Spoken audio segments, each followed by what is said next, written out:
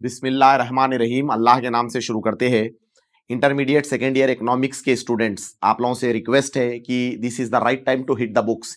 ये सही वक्त है, देखिए, किताब से अब रिश्ता जोड़ लेने का। अगर आप लोग यही गुमान में रहेंगे कि जो ना एग्जाम से 4 दिन पहले 8 दिन पहले पढ़ लूंगा मैं पास हो जाऊंगा बोले, तो ये इम्पॉसिबल है और बहुत बड़ा धोखा है। और ये वीडियो बनाने से कबल एक पैगाम देना भी आप लोगों को मुनासिब समझ रहा हूँ। देखिए, अपने वालिदैन के वफादार रहिए, उनका कहना मानिए। और दूसरी बात, गाली गलौज से गुरेज करिए। बहुत सारे बच्चे हैं, मुंह खुलते ही उनकी गाली, मुंह से गाली निकल रही है। देखिए, गाली देना हमारे इस्लाम में, हमारे मजहब में बहुत ही ज्यादा गुनाह है। और उलमा इकराम फरमाते हैं कि गाली देने वालों की दुआ भी कबूल नहीं होती। तो आप लोग इसके ऊपर गौर फरमाइए और हर छोटी छोटी बात पर, हर बड़ी बात पर गुस्सा हो जाने पर गाली देने से परहेज करिए। इंशाअल्लाह ताला उसकी, अगर आप लोग ये चीज को अवॉइड करेंगे तो अल्लाह रब्बुल इज्जत जिंदगी में मजीद और रहमत और बरकतों से आप लोगों को माला माल करेगा। चलिए, इकोनॉमिक्स के स्टूडेंट्स के ताल्लुक से बहुत ही इंपॉर्टेंट टॉपिक्स डिस्कस करने जा रहा हूं। ये जो टॉपिक्स मैं अभी आप लोगों को बोल रहा हूं ना, अगर आप लोग इसको पढ़ लेके, प्रैक्टिस कर लेके, खुद से बगैर देखे लिख लेंगे, तैयार हो जाएंगे ना, करीब करीब आप लोग 12 to 14 मार्क्स आप लोग गेन कर ले सकते बोर्ड एग्जाम में।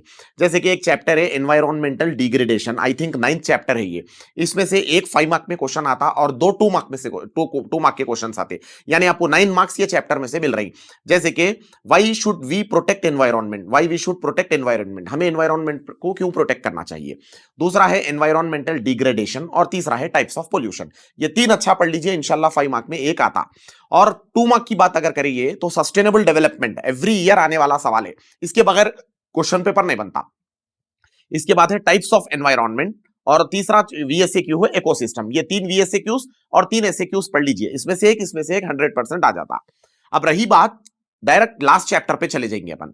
तेलंगाना का जो लास्ट इकोनॉमिक्स का जो लास्ट चैप्टर है, जो तेलंगाना की तारीख के बारे में और तेलंगाना के करंट सिचुएशन के हालात के ताल्लुक से ये चैप्टर के बारे में बताया गया। जैसे कि अब इसमें एक कालेश्वरम प्रोजेक्ट बोलकर है।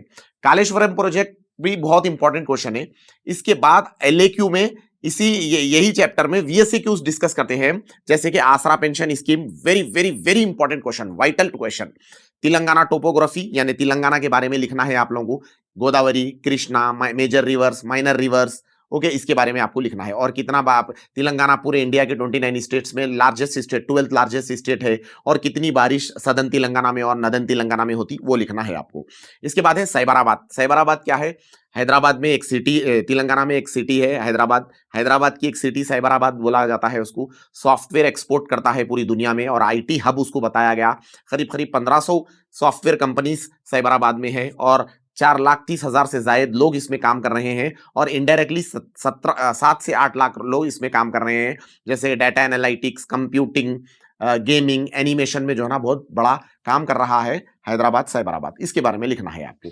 तो यहां पर हो गया साइबराबाद, तेलंगाना टोपोग्राफी, आसरा पेंशन स्कीम, पॉपुलेशन डेंसिटी, एसजीडीपी और एसजीडीपी और sex ratio in Telangana, image tower, ये भी बहुत इंपॉर्टेंट है। देखिए, इमेज टावर कहां पर है? राय दुर्गम विलेज, रंगारेड्डी डिस्ट्रिक्ट में है।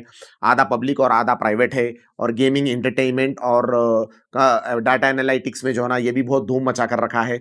इसके बारे में आपको यहाँ पर लिखना है। ये बहुत इंपॉर्टेंट क्वेश्चन है। Sex ratio in Telangana, density of population, Telangana topography, Cyberabad, Aasara pension scheme, TS I pass, Telangana state industrial project self certification, बहुत इंपॉर्टेंट क्वेश्चन है। ये क्वेश्चन अच्छा पढ़ लीजिए, इंशाल्लाह आप लोगों को 15 मार्क्स कैसा भी आने वाले हैं, 15 मार्क्स। और तमाम स्टूडेंट से रिक्वेस्ट है कि अपने दोस्तों तक फॉरवर्ड करें, ताकि ये भी वो भी लोग भी इस वीडियो से इस्तेफादा हासिल करें। पढ़े, पढ़ के बगैर देखे लिखे, लिख के खुद से करेक्शन करिए।